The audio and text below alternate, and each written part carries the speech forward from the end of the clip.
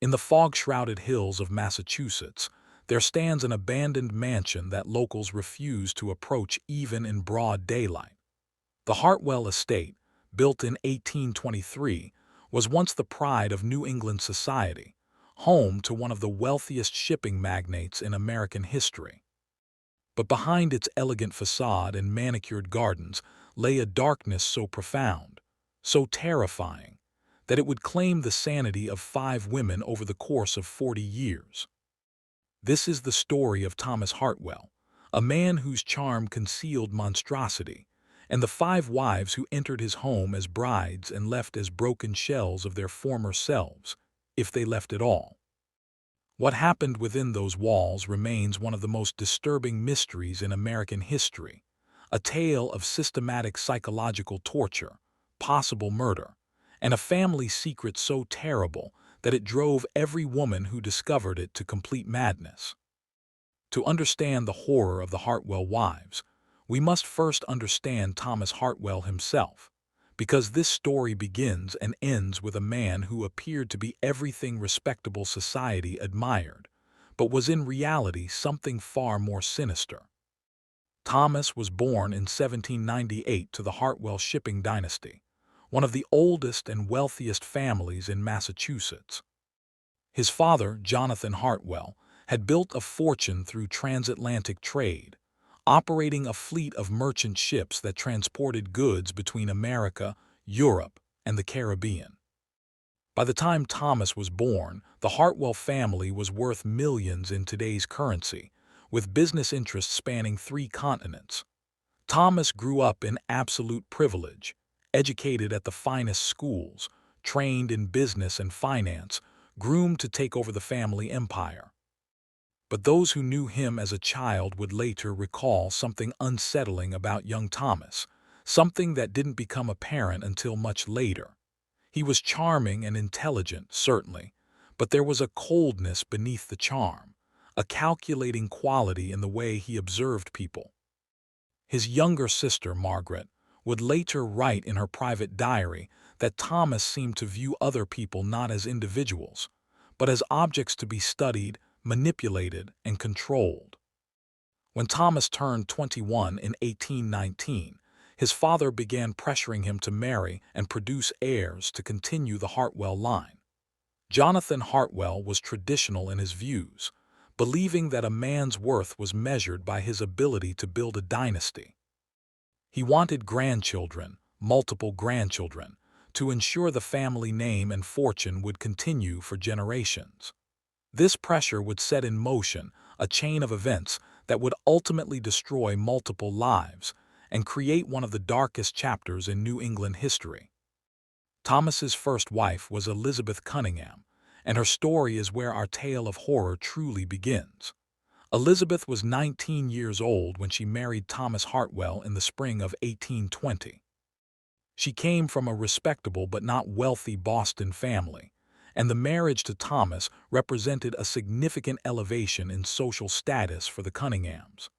Elizabeth was described by those who knew her as intelligent, vivacious, and full of life.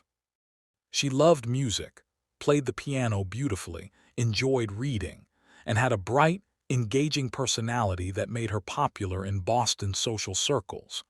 The wedding was a grand affair, attended by hundreds of guests from the most prominent families in New England. Elizabeth wore a gown imported from Paris, and the celebration lasted 3 days. Everything appeared perfect, the union of 2 families, the beginning of what everyone assumed would be a long and happy marriage. Elizabeth moved into the Hartwell estate with optimism and excitement, looking forward to her new life as Mrs. Thomas Hartwell. But within weeks of the marriage, people who knew Elizabeth began to notice changes. The vibrant young woman who had been so full of life seemed to dim, becoming quieter, more withdrawn. When friends visited, Elizabeth would smile and make polite conversation, but something in her eyes had changed. She seemed distracted, anxious, constantly glancing toward doorways as if worried about being overheard. Her mother, visiting one afternoon, asked Elizabeth directly if something was wrong. Elizabeth's response was strange and troubling. She said that the house had secrets, that there were things in the walls, and that Thomas had shown her something that she wished she could forget. Her mother, concerned but not yet alarmed, suggested that perhaps Elizabeth was simply adjusting to married life and needed time. But the changes accelerated. Elizabeth stopped attending social functions. She stopped playing the piano, the instrument she had loved since childhood. The servants at Hartwell Estate began reporting strange behaviors. Elizabeth would be found wandering the hallways at night, talking to herself, or standing for hours staring at blank walls. She became obsessed with certain rooms in the mansion, particularly the basement and a locked wing that Thomas kept off-limits. 6 months after the wedding, Elizabeth's family received a disturbing letter. It was written in Elizabeth's handwriting but made little sense. She wrote about voices in the walls, about things that moved in the darkness, about a terrible secret that Thomas had forced her to keep. She wrote that she could not escape, that the house would not let her leave, that she was being watched constantly. The letter ended with a plea for help, but when her family rushed to Hartwell Estate, Thomas met them at the door with a calm explanation. Elizabeth was suffering from female hysteria, he explained, a common condition among young wives. He had already consulted with doctors who prescribed rest and isolation. Elizabeth's family was not satisfied with this explanation and demanded to see her. Thomas allowed them a brief visit. What they found horrified them. Elizabeth, once so vibrant and healthy, looked as though she had aged 10 years in 6 months. She was pale, thin, with dark circles under her eyes. She seemed terrified of Thomas, flinching whenever he entered the room. But when her family tried to speak with her privately, she became agitated and incoherent, speaking in fragments about things that made no sense. She kept repeating that she had seen it, that she knew the truth, that the walls remembered everything. The doctors Thomas had consulted confirmed his diagnosis of hysteria and recommended continued isolation and rest. This was 1820, an era when women's mental health was poorly understood and often dismissed as weakness or moral failing. Elizabeth's family, though deeply concerned, had little legal recourse. She was Thomas's wife, and by law he had complete authority over her care and treatment.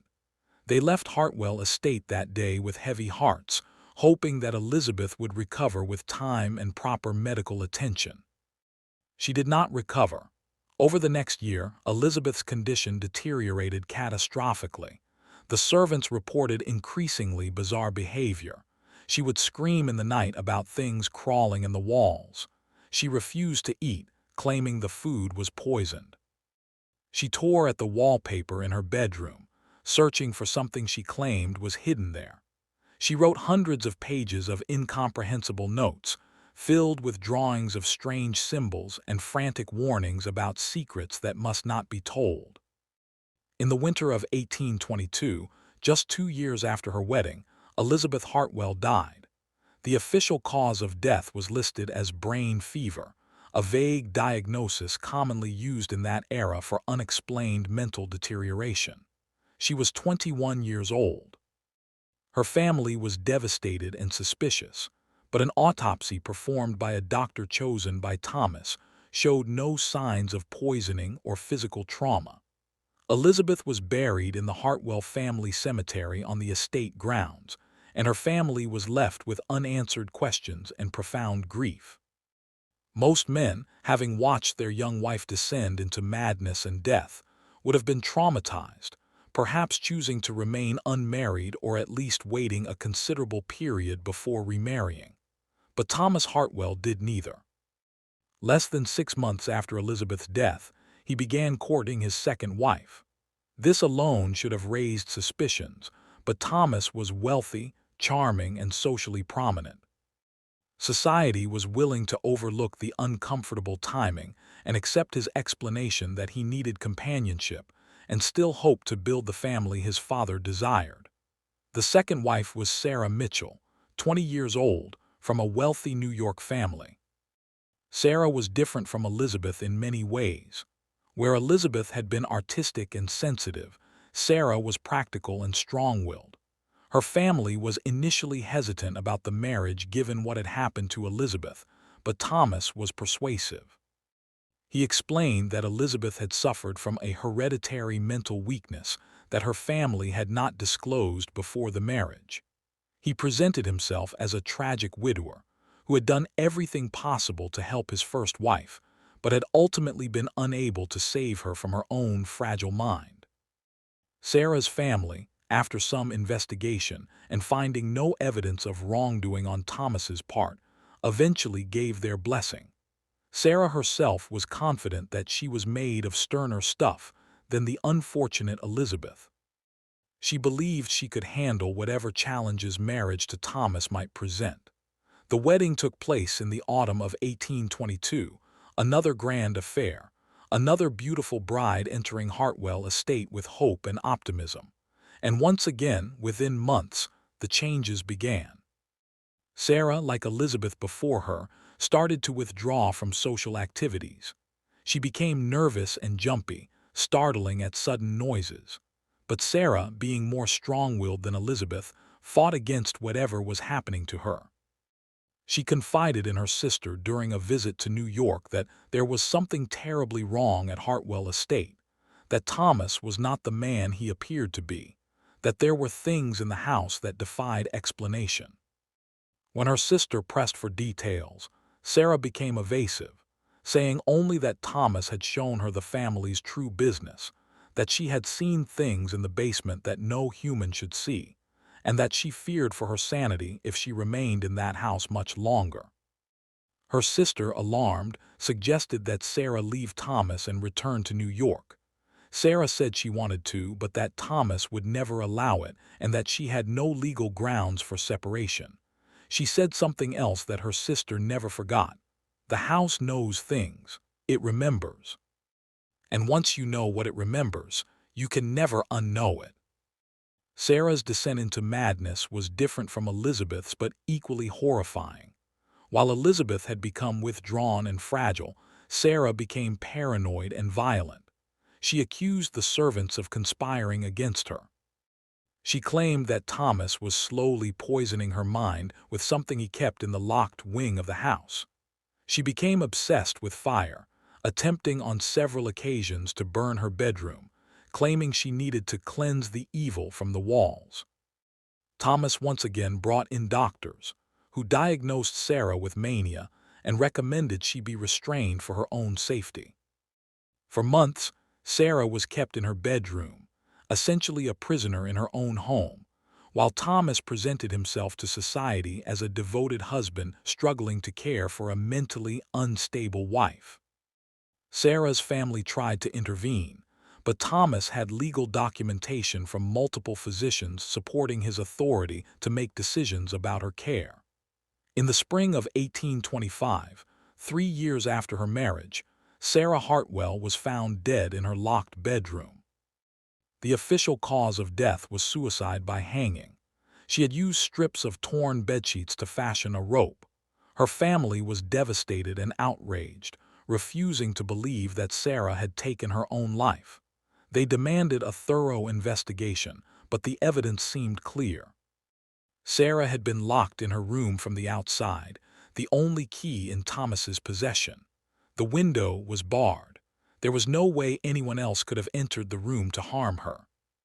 An inquest was held, and Thomas testified with apparent grief about his wife's deteriorating mental state and his failed attempts to help her.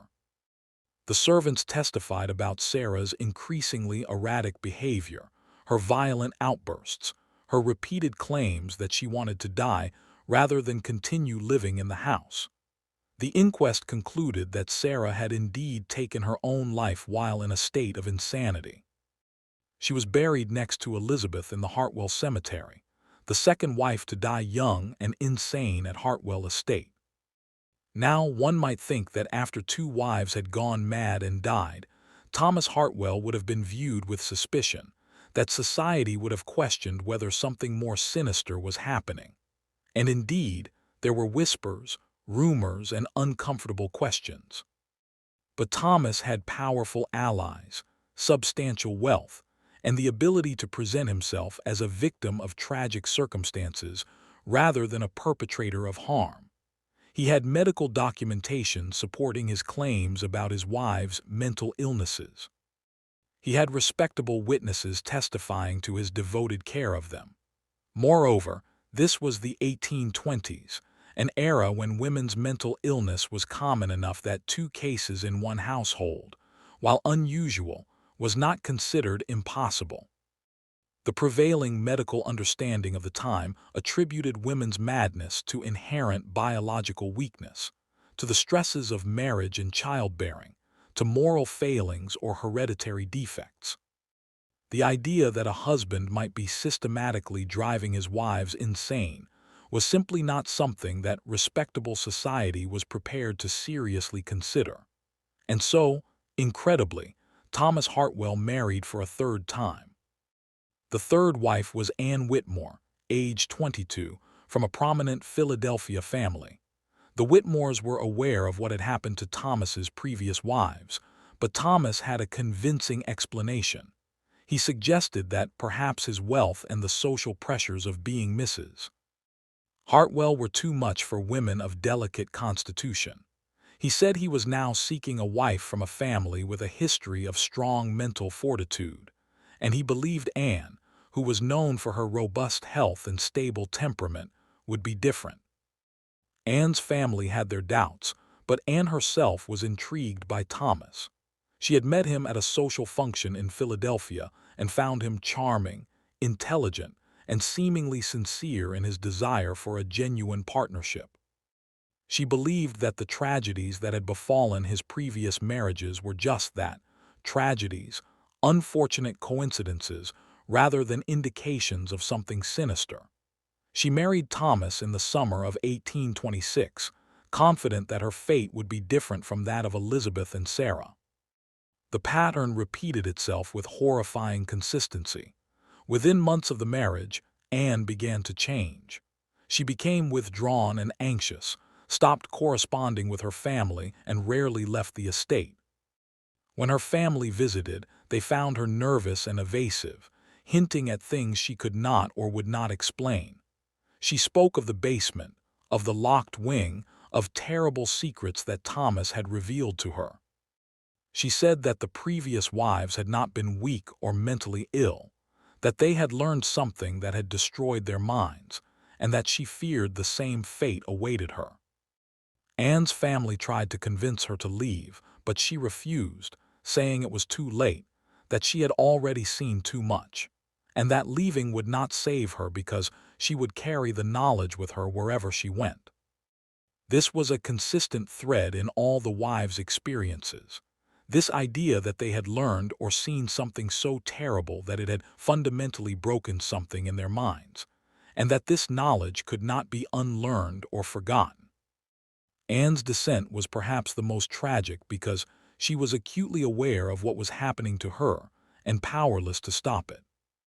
She wrote letters to her family describing her deteriorating mental state, her increasing inability to distinguish reality from nightmare, her growing conviction that the house itself was alive and malevolent. She wrote that she could hear the previous wives whispering to her from the walls, warning her, trying to tell her how to escape. She wrote that Thomas was not fully human, that he was something that wore a human face but had no human soul. These letters understandably alarmed Anne's family, who came to Hartwell Estate and demanded that Anne be allowed to return to Philadelphia with them for medical treatment. But Thomas refused, citing his legal authority as her husband and presenting documentation from his physician stating that moving Anne in her fragile mental state would be dangerous. He promised that she was receiving the best possible care and that he hoped for her recovery. Anne never recovered. In the winter of 1828, she was found in the basement of Hartwell Estate, dead from apparent exposure and starvation. The investigation revealed that she had somehow obtained a key to the locked areas of the house and had wandered into the basement, where she had become disoriented and unable to find her way out. She had been missing for 3 days before her body was discovered. Thomas claimed he had no idea how she had obtained a key or why she had gone into the basement. The death was ruled accidental, a tragic consequence of Anne's mental deterioration. Anne Whitmore Hartwell was buried next to Elizabeth and Sarah, the third wife to die young and mad at Hartwell Estate. She was 24 years old.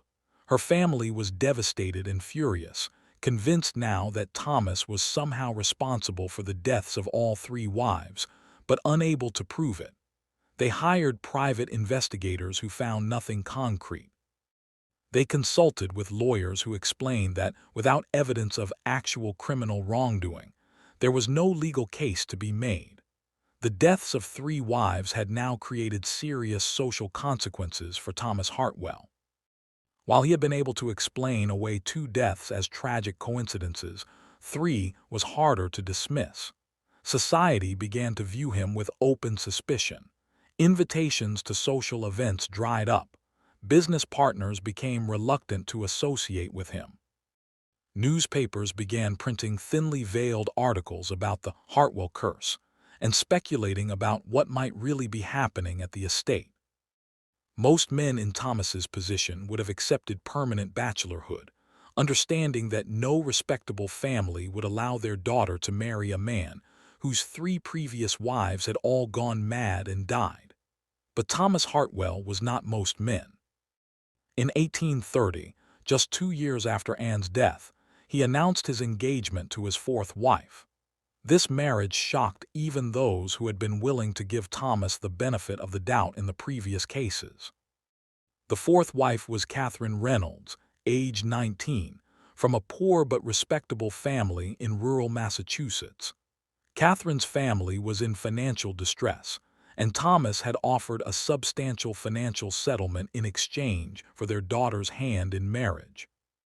The arrangement was essentially a business transaction, and Katherine's family, desperate for money and willing to believe that the previous wives' deaths had been coincidental, accepted Thomas's offer. Katherine was the youngest and most vulnerable of all the Hartwell wives. She had little education, no social connections, and no resources to protect herself. She was essentially sold to Thomas by her family, and she entered Hartwell Estate knowing full well what had happened to the 3 wives before her.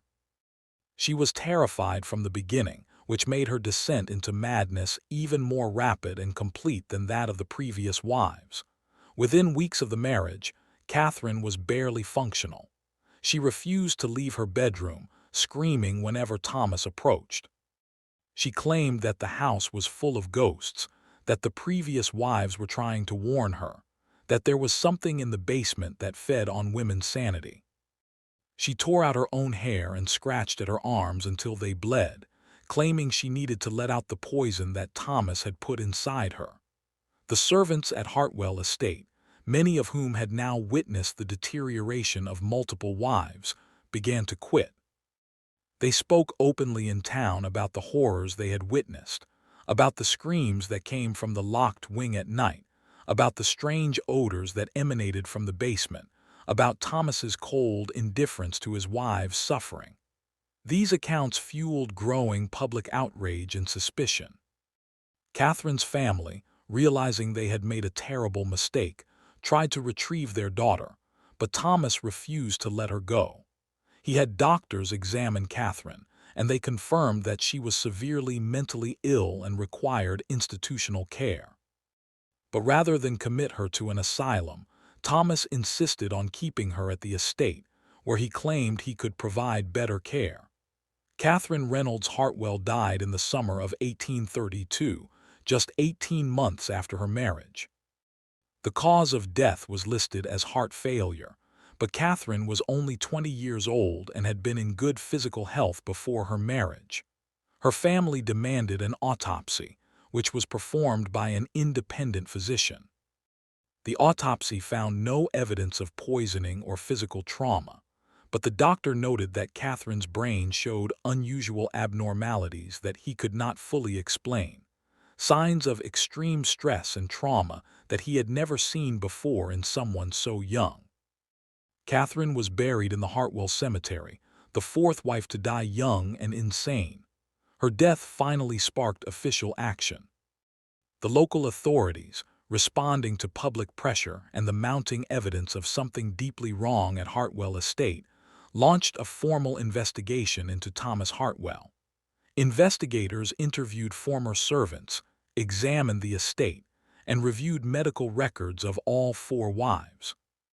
What they found was disturbing but ultimately inconclusive.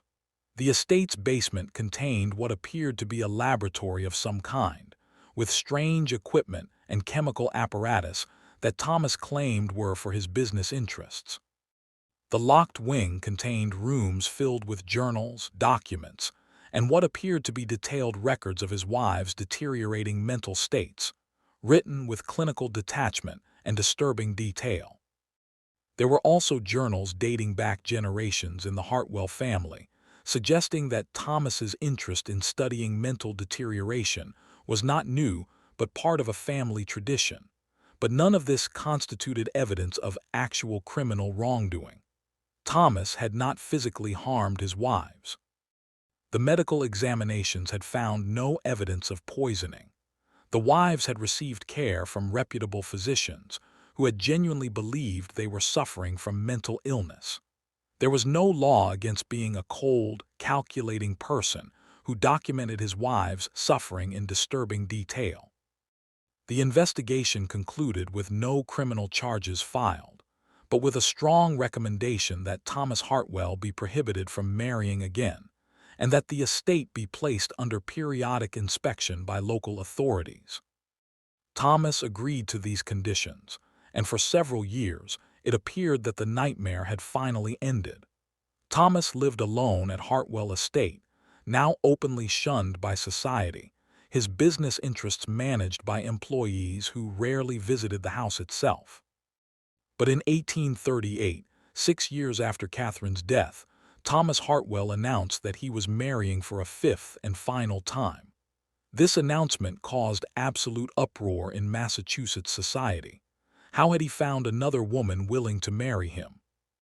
Who could possibly agree to become the fifth wife given what had happened to the previous four? The fifth wife was Margaret Ashford, and her story is perhaps the most mysterious and disturbing of all. Margaret was 28 years old, significantly older than the previous wives, and she was not from a respectable family.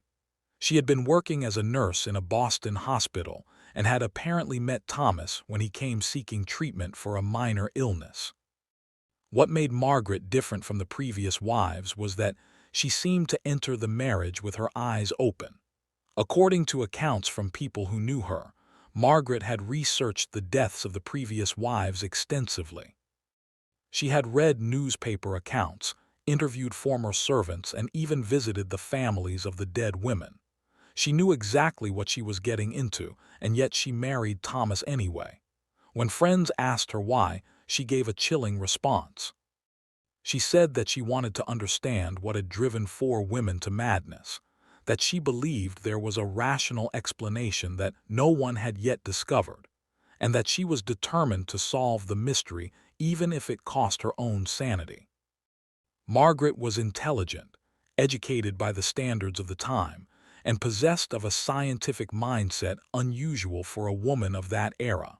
She had worked in medicine and had seen mental illness up close.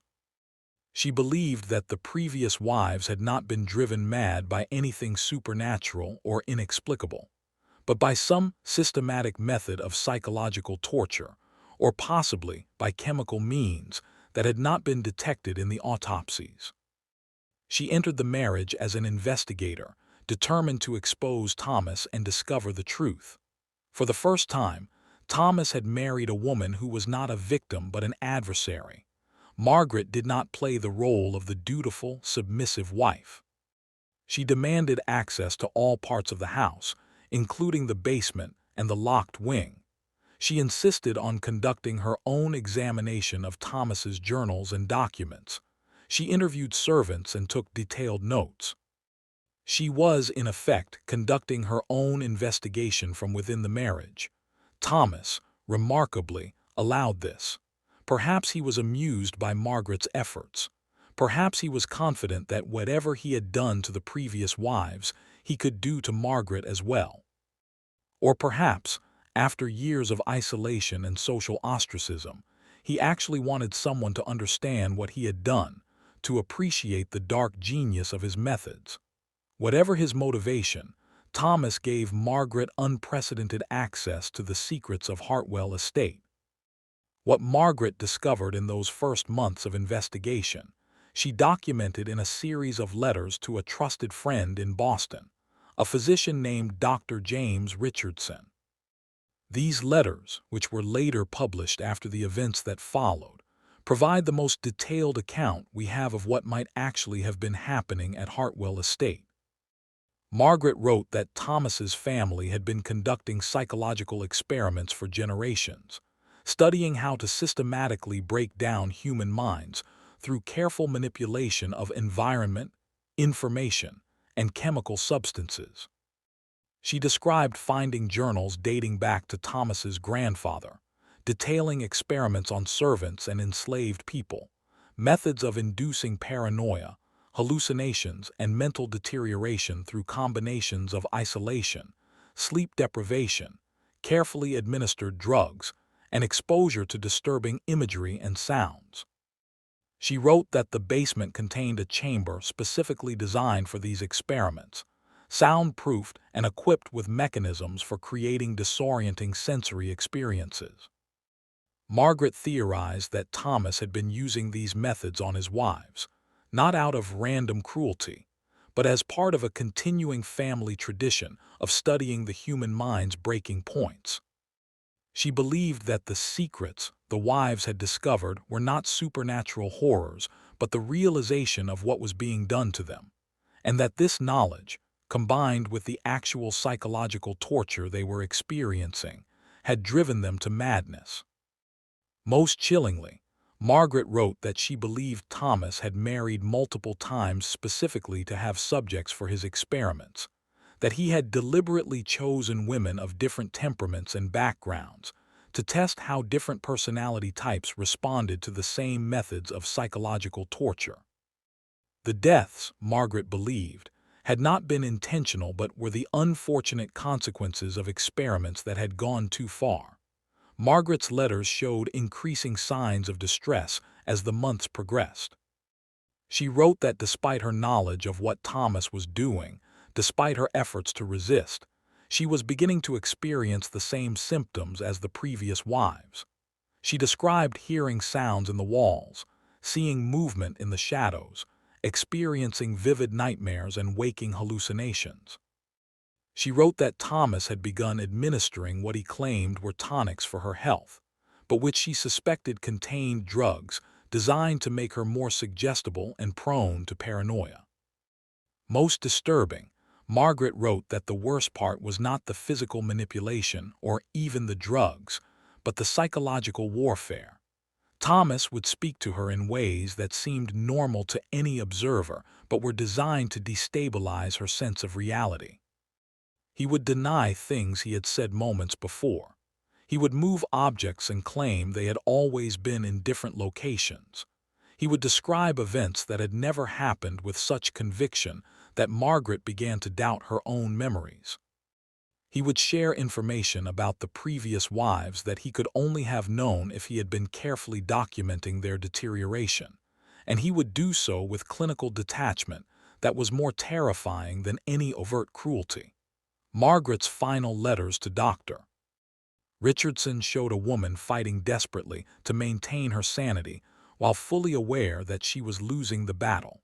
She wrote that she now understood why the previous wives had all eventually succumbed. The combination of chemical manipulation, psychological torture, social isolation, and the knowledge that there was no escape because no one outside would believe her or could legally intervene, created a perfect storm that would eventually break even the strongest mind. She wrote that she had documented everything she had discovered and hidden these documents in multiple locations throughout the house and on the grounds. She wrote that if she died or went mad, Dr. Richardson must come to the estate and search for these hidden records. She wrote that the world needed to know the truth about Thomas Hartwell and the generations of psychological torture that his family had perfected.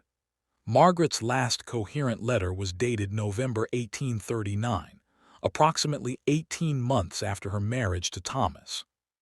In it, she wrote that she could no longer trust her own perceptions, that she could not distinguish between what was real and what was hallucination, that she knew Thomas was winning, and that soon she would be just like the others.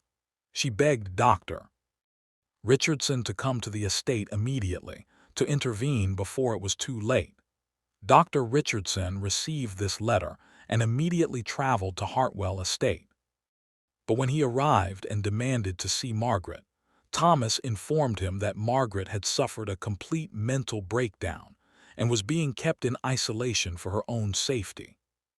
Thomas had legal documentation from physicians supporting his authority to make decisions about her care, and he refused to allow Dr. Richardson to see her. Richardson went to local authorities, but they were reluctant to intervene given Thomas's legal standing and the medical documentation he provided. 3 weeks later, Margaret Ashford Hartwell was found dead in the locked wing of Hartwell Estate. The official cause of death was determined to be self-inflicted injuries consistent with severe self-harm during a psychotic episode. She was 30 years old. She was buried in the Hartwell Cemetery next to the 4 wives who had preceded her, the 5th and final wife to die young and insane at Hartwell Estate. But Margaret's death finally sparked the action that the previous deaths had not. Dr. Richardson, armed with Margaret's letters, went public with detailed accusations against Thomas Hartwell. He published Margaret's correspondence in a Boston newspaper, and the revelations created a sensation.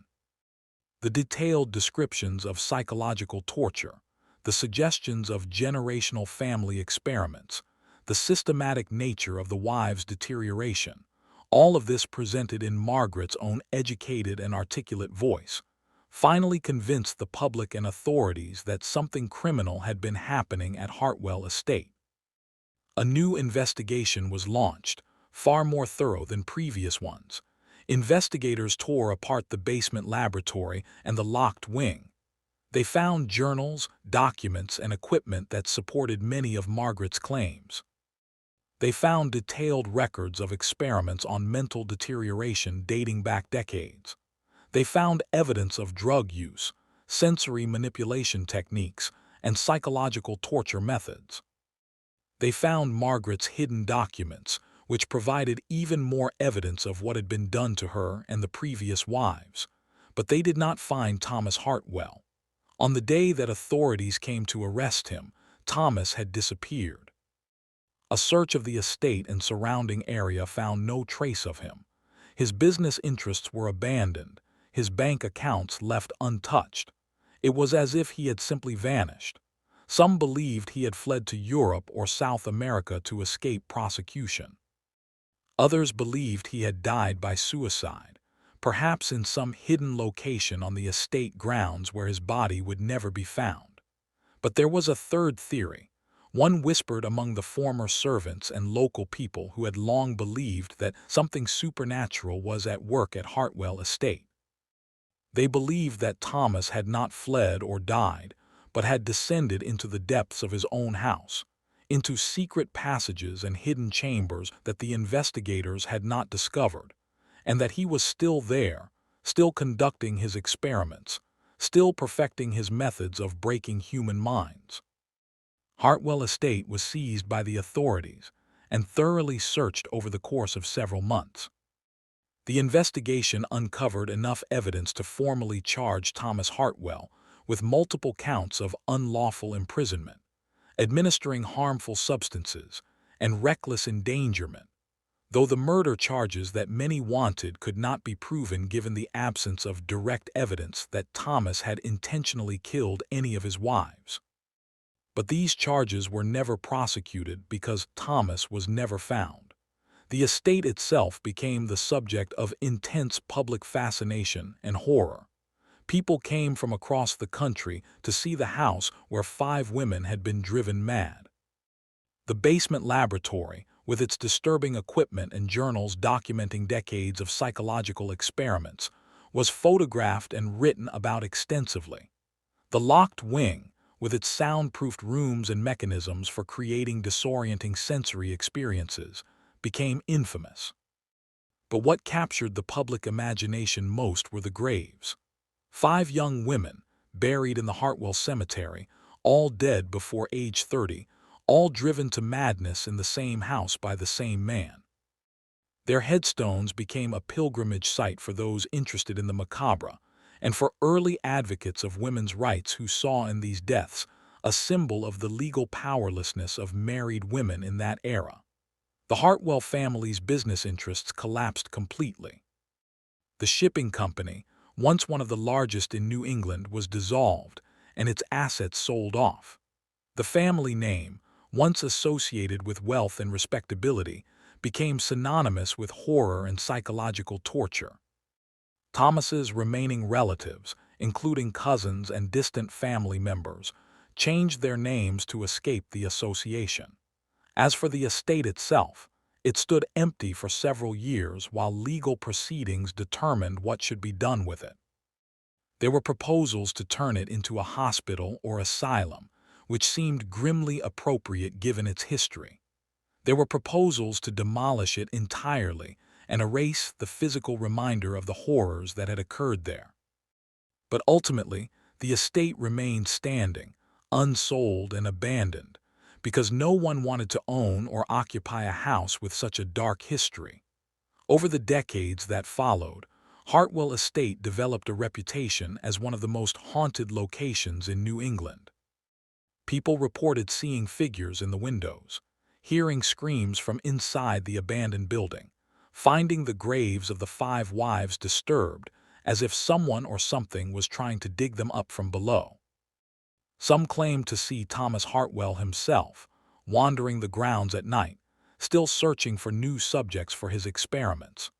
Paranormal investigators and curiosity seekers repeatedly broke into the abandoned estate over the years, and many reported disturbing experiences.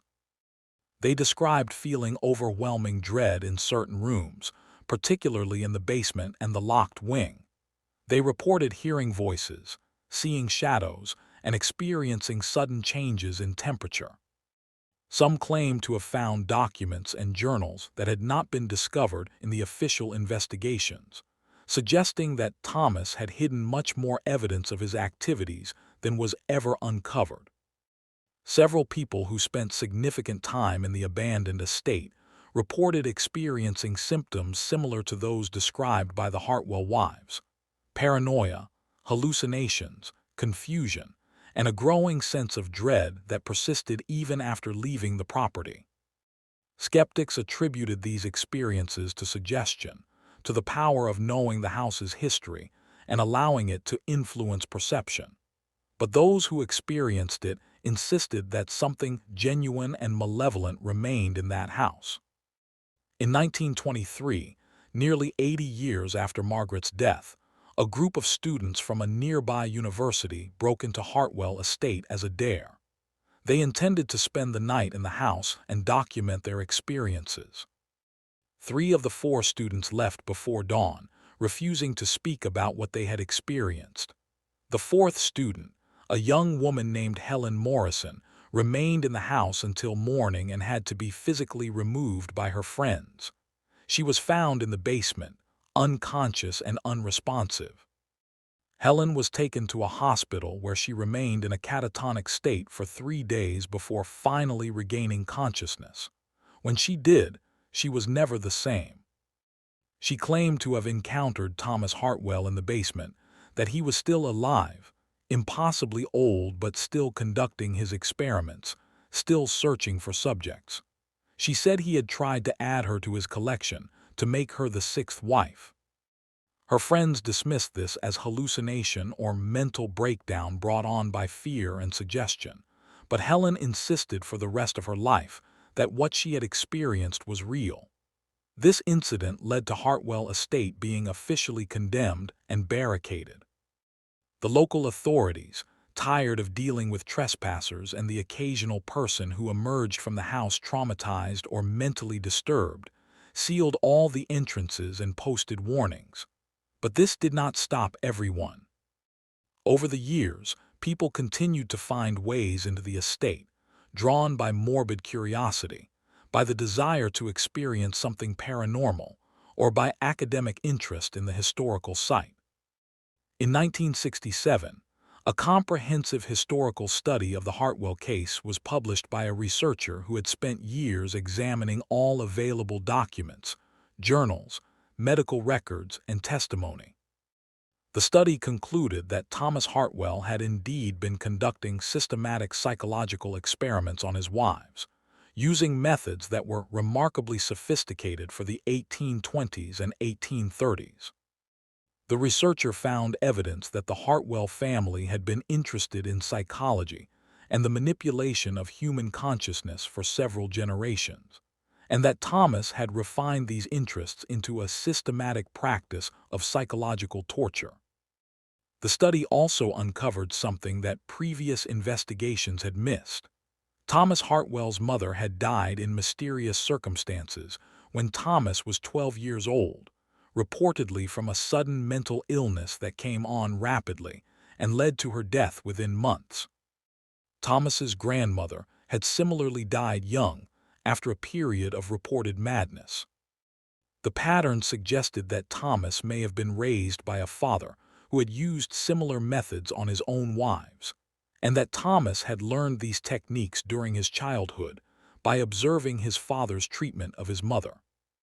This raised disturbing questions about the full scope of the Hartwell family's activities. How many generations had this been going on? How many women had been victimized before anyone documented what was happening? The researcher estimated that over the course of at least 3 generations, the Hartwell family might have been responsible for the psychological torture and deaths of as many as a dozen women, with only the 5 wives of Thomas Hartwell being well documented.